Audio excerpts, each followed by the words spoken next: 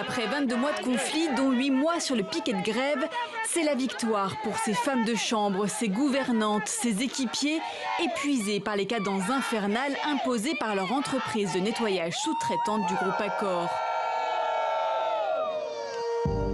Rachel Keke savoure, la meneuse du mouvement et ses collègues viennent de signer un protocole de fin de conflit.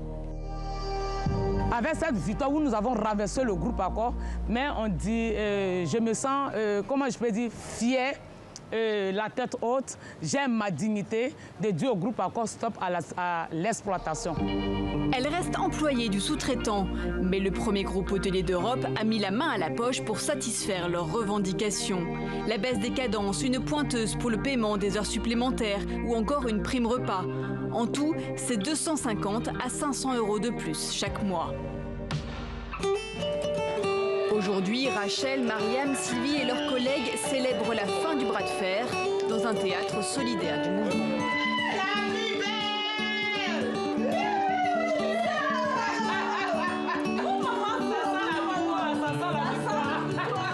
On est très content de se revoir parce que quand on se voyait sur le piquet de grève, c'était ouf, la souffrance, on est fatigué, le stress est là. Allez, s'il vous plaît, tout le monde dehors pour le débat. Allez, vous sortez. Madame Dembélé, on sort, s'il vous plaît. Sort. Madame, allez. On a subi toutes sortes de choses.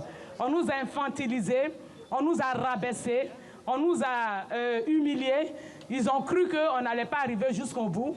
Mais comme je dis, devant les braves femmes, il n'y a rien en face.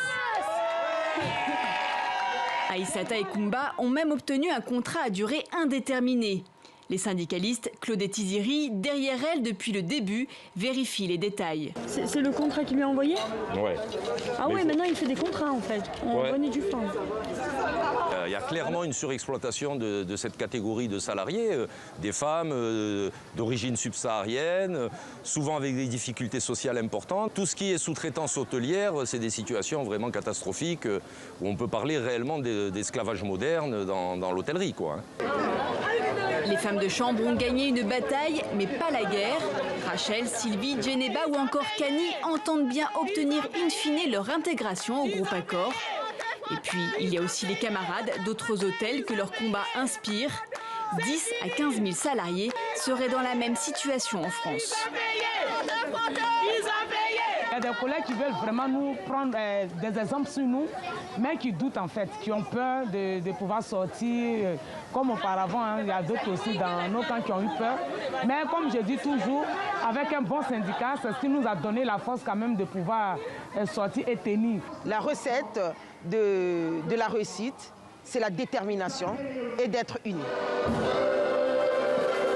Avec leur victoire à la David contre Goliath, les femmes de l'hôtel Ibis entendent bien envoyer un signal à tout le secteur hôtelier et même au-delà.